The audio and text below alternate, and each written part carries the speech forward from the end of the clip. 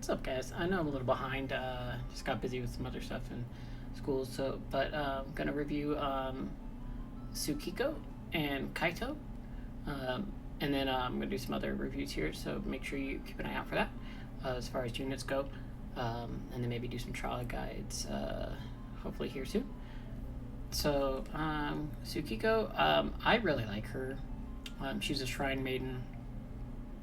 Her TMR is Priestess Attire. You get 100 HP, Magic of 60, Spirit of 35, MP plus 10%. And then you get Spirit Fire Foxclaw, which is magic damage 11 times to all enemies with absolute 0 chaining. And then we have the Inari Broom. Attack 30, Magic 170. Then you get Sealed Spirit, increase equipment magic by 50% when single wielding. So true double hand mage, which is pretty nice. So let's go over her abilities. She's got dual cast. I really like her kit. She's got some pretty cool stuff. First we got Foxfire, Spirit Fire Fox's Might. That's magic damage 7 times mod, would decrease attack by 60%. And if used after Exorcism, change to Might Plus, and it looks like it's the same thing. So after Exorcism, you're going to get the Plus version, which makes it a 12 times mod and then 75% break. So she does damage and breaks at the same time, which is really nice. So this one's going to decrease magic. Mandala is going to decrease fire, water, and light resistance by 75%. Spirit Fire Possession, looks like it's an MP drain. Okay, it's probably pretty handy in the arena. Next one is Fox Wrath, breaks defense by 60%, and if you do the post, it goes up to 75%. Spirit Fire Fox Fury, it's going to reduce Spirit by 60%, and then up to 75%. Spirit Fire Fox Flame, Chaos Wave Chaining. So this is fire magic damage, and then we have same thing. This is light magic damage with absolute 0. This is water with bolting strike. Here's our dual fire abilities, which is pretty nice. And then we have purging fire, and then which is chaos wave again, which decreases fire resistance by 100%, which is pretty nice. And break spirit. And then you have fervent prayer. That's going to break light resistance. I don't know why it always does that. Never.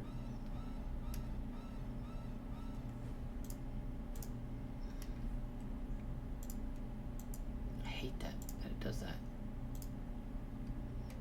There we go. And then that's absolute 0. And then this one is the purifying water. Decrease water resistance by 100%, bolting strike. And then Exorcism is increase magic by 200% to the caster for 5 turns. Increase magic damage against demons and fairies by 75%. And enables consecrated rites for 4 turns. Take your faith elsewhere. It looks like it's a health regen. Mitigates damage and then inflicts status ailments to enemies. It's probably pretty nice in the arena, I guess. This is like the most craziest thing I've ever seen. Like, it is. So it's a 12 turn curl down, but it's available on turn 1. And then as each turn goes, it's going to give you auto revive with 2% HP for 10 turns to the caster. And then enables cunning as a fox. And the next turn you're going to get 220% magic, 230, 240, 260, 270, 280, 290, and all the way up to 300, and then enables, and it's bolting strike family. Like, she just keeps getting stronger and stronger and stronger. So like, how many turns is that? So there's 1, 2, 3, 4, 5, 6, 7, 8, 9, 10. So you have a wait 2 turns, but that's pretty good. Her passives are pretty good. You're going to get daily chores, HP, MP, and magic by 20%. Another 20% to magic and spirit. She has a chance to counter physical and magic with a 40% with Divine Retribution once per turn. Gifted Maiko, which is magic plus 10%. And then you get 20% if you have a rod equipped. Guardian Maiden increases magic by 50% when single wielding. Increase magic damage against demons and fairies by another 25%. Shamanic Chant, excuse me. Increases defense by 40 and magic by 30 when equipped with a hat. Inari's Protection, 40 spirit, and HP and MP of 20% when you have a robe on. Makes your resistance to silence and confuse. Chance to ignore fatal damage by 100% when HP is above 50%. If you have a TMR on, most likely you probably will, I'm assuming. You're gonna be resistant to Paralyze and Petrify by 100%, increase equipment magic by 50%, increase spirit by 200% when HP drops below 40, enable skill Sacred Rites, and that's basically a triple cast. Decrease MP use by 20%, and then you have an increase of MP by 20%, and second Keeper of Time, increase HP by 20%, magic by 50%. Autocast Cleansing Ritual at the start of battle, increase resistance to stop by 100%, 5% MP refresh, and enchant ignore fatal damage. So these are her conditionals based on like if you use certain rights, you can kind of read those over. She gets Faraja, Waterja, Banishka, Dispelga, which is kind of nice to have an attack with Dispelga. This is her limit burst. Like this stuff is. I'm not gonna go through and read this entire thing, but if you want to look through it, I'll just read the 7-star one here. Water and light magic damage with 18 times mod with the nerd spirit by 50%, and the next turn, it's kind of like the her 7-star cooldown. You're gonna magic, it's gonna keep going up. So you could keep her at 300%. Or like a constant magic buff like all the time, which is really nice. So like use that cooldown turn 1, you're like, oh crap, I'm off cooldown, okay, so I need to use that, so you pop her LB, and then you got another 10 turns or whatever of magic buffing, and then you can go back to by the time that wears off, your 7-star cooldown will be available. So I think she's a really cool character. I have her. I did pull on this a little bit. I really like her. So if you want a good, strong magic damage dealer with some breaking and like a lot of utility, I would say try to get her if you can. I think she's pretty good.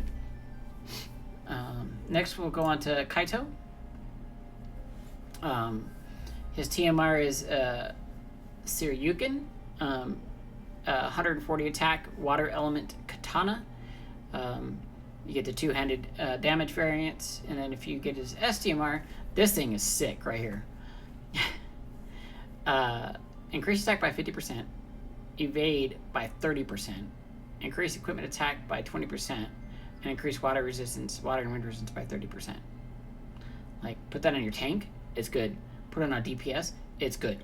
Like, this thing is stupid good. Like, I'm almost debating using my STMR Moogles on this. Like, seriously, no doubt. Like, that's good for tanks. It's just there's so much utility in that. Like, unbelievably.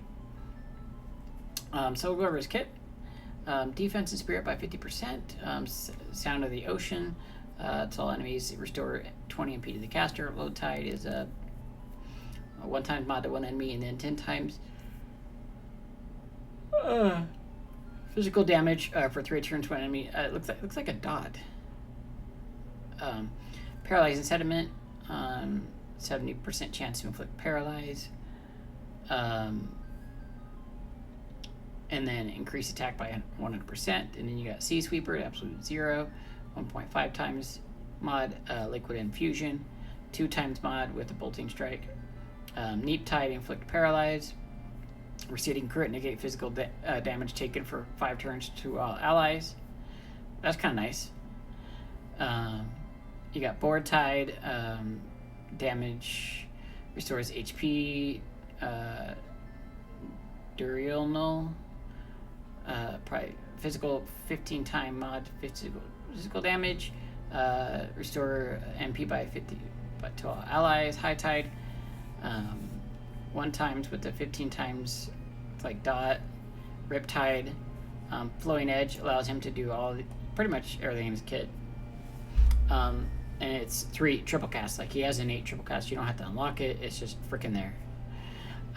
You got Deep Submersion, which is 2.5 times mod with the net ignore defense of 50%, makes it 5 times. Stardust Ray, flood evaded physical damage to all enemies, increase physical damage against humans by 50%, absolute 0.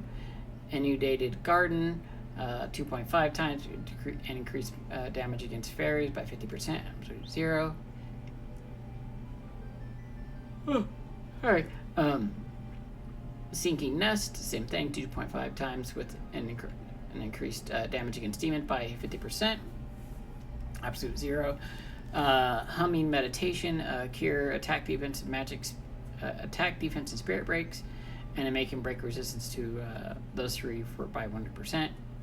Unpredictable Whirlpool, 6 turn cooldown, available on turn 4. 10 times mod to 1 random enemy. I don't like that thing at all. But you get, and enables this skill, Torrential Showdown. We'll have to see what that is. Devastating Tsunami, increase attack by 200%. 3 times mod, makes that 6. Physical, 40 times physical damage to all enemies. Torrential Showdown. It's going to get Salty Breeze, 10% HP. Water and wind resistance by 25%. Gucci Killer, HP 10%, increased damage against fairies and demons by 25%. Hydrotonic, 50% attack and the defense spirit plus 10%, and 100% resistance to poison and disease. Hydro Stabilization, 10% MP, 5% MP refresh, increase equipment attack by 100% when single wielding. Below the surface, 20% HP, 50% attack, and then you get fire and dark resistance by 25%. Akuchi Slayer, increased damage against demons and fairies by 50%, makes him immune to confuse and petrify. You have his TMR equipped, or STMR, you would still get this. Increase attack by 50%. When single wielding, and then an additional 50%, and then MP plus 10%, and a chance of decreased chance of being targeted by 30%, 20% spirit. Then he gets Overflowing River. He gets increased modifiers to all of these. He's level 20, so it's definitely worth to get him up there. And then increase attack by 20% when equipped with a katana, and more additional damage against demons and fairies. Stop resistance by 100%. So he's pretty good when you bump him up. Here's Torrential Showdown. Cast 4 times, unique selection only, any of Kaito's skills. Huh, okay. His limit burst is called the Great Wave. If you max this out, you're going to get decreased defense spirit by 60% for 5 turns to all enemies. Decreased water resistance by 100%. Physical damage 8 times mod with an order defense 50%, making it 16. Physical damage 50 times mod to all enemies for 3 turns. Can't be dispelled. I think this is the dot, because I like the stuff I was reading. He just basically like dots. I have him as well. I got kind of lucky. I did get 2 of him and only 1 of Tsukiko. But he's pretty good too. I still like him. I like Tsukiko better as far as like the utility and it being a mage. But his freaking STMR is bonkers. So if you don't have him, like, highly get your hands on him, because this is going to provide all kinds of utility for you. Even if you don't use him, this just makes your other units just better. So let me know if you guys are pulling on this. Are you kind of skipping this, or holding out? Because we just got some new stuff out. We got Octopath Traveler. I'm going to review those units as well here, so look out for that video. And then remember to like, comment, subscribe to my channel. I greatly appreciate your guys' support. You guys are so awesome. making this possible for me, just kind of, give you some information on this and share my passion for this game and other games that I do play. So, thank you so much, and I'll see you next one, guys. Peace.